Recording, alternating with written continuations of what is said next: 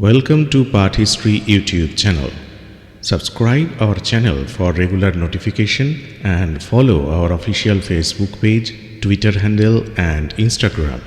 Like our video and comment. Today we are going to discuss about Vedic society.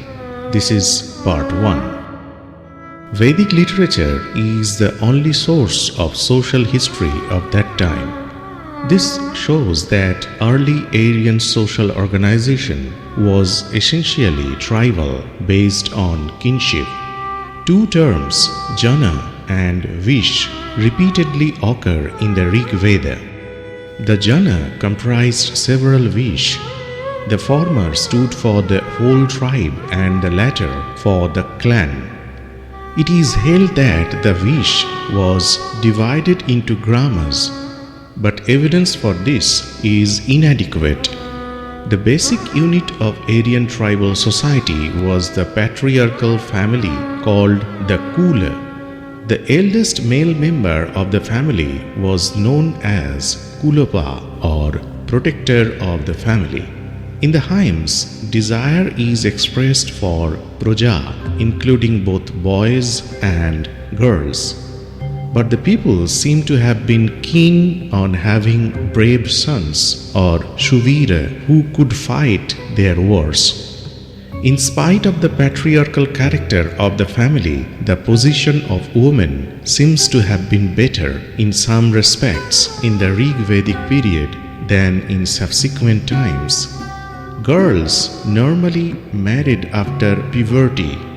Some of them may have grown up and stayed for a long as spinster in their parental homes, albeit in unusual circumstances. Such was the case with Ghosha, for example, who suffering from a skin disease and could get a husband only when the Ashwins befriended her. In some cases, a woman could freely mix with young men and have love affairs. She could take part in sacrifices with her husband.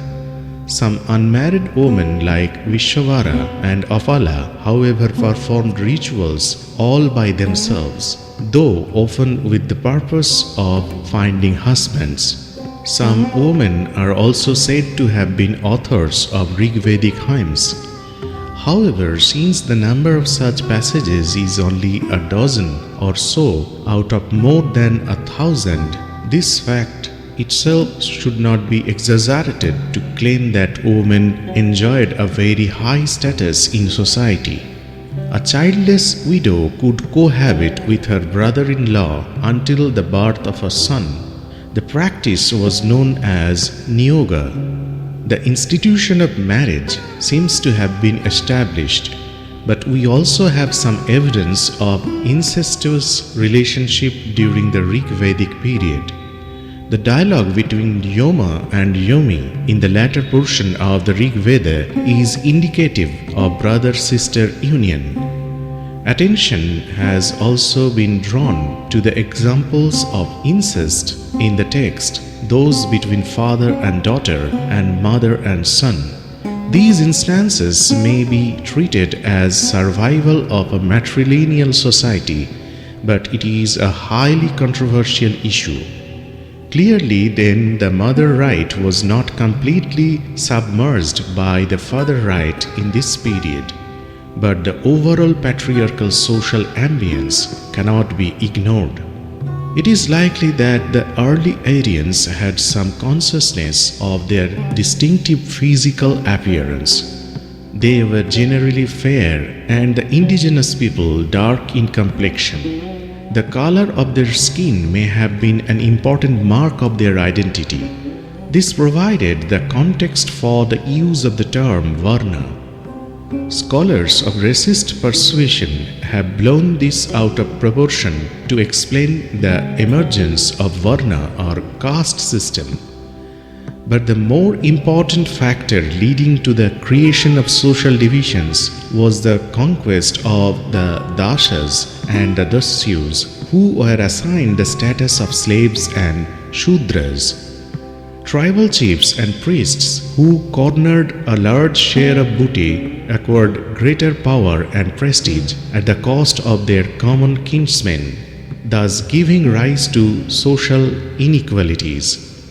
The gift of slaves to priests was made frequently.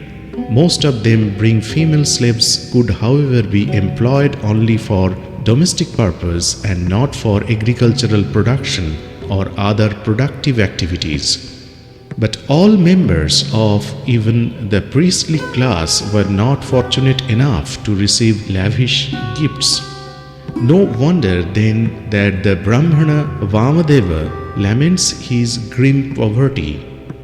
Another indigent Brahmana humbly implores Agni to accept his sacrifice of worm-eaten firewood, as he was no cow nor even an ox.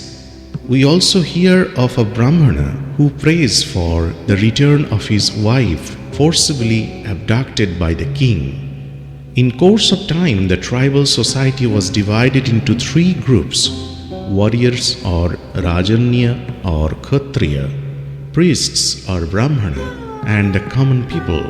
The fourth division, called the Shudras, appeared towards the end of the Rig Vedic period, the term being derived from the name of one of the subjugated tribes. The fourfold social division into Brahmana, Kshatriya, Vaishya and Shudra was given religious sanction. A late passage in the earlier Veda tells us that the Brahmana emanated from the mouth of the primeval man, the Kshatriya from his arms, the Vaishyas from his thighs, and the Shudras from his feet. This may be a post facto rationalization of the occupations of the various groups practiced and of the position that they came to occupy in the social hierarchy. But occupational differentiation did not always coincide with social divisions in the Rig Vedic period. We came across a family consisting of a poet's son, his father a physician, his mother a grinder of corn. Unequal distribution of spoils of war was certainly the basic reason for the emergence of the fourfold division of the society. But the phenomenon was also linked with the long process of acculturation between the local population and the Aryan migrants, of which there is considerable evidence. The Rig Vedic vocabulary contains nearly 4% words of the non-Aryan substrate language, which was in use in a major part of North India before the advent of the Aryans. Assimilation of non-Vedic elements is also borne out by the information available about some prominent individuals mentioned in the Rig Veda. In a passage of the Rig Veda, Vasishtha, who replaced Vishwamitra as the chief priest of Sudas and who later came to be treated as the founder of a major Brahmana gotra, is said to have been born of the seed of the Vedic gods Mitra and Varna. His mother is not mentioned, but in the one and the same account he is said to have been born of the mind of Urvashi, born also of a jar which received the combined semen of the two gods and discovered clad in the lightning in a pushkara or tank.